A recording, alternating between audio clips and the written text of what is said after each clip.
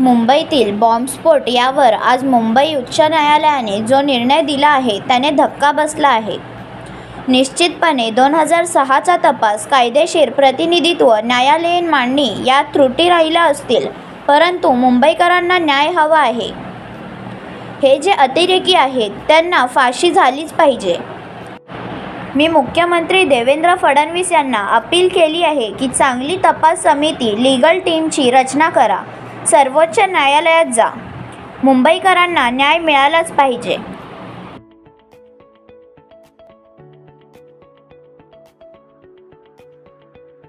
मुंबईतील railway train बॉम्बस्फोट यावर आज जे मुंबई उच्च न्यायालयाने निर्णय दिला आहे, धक्का बसला आहे।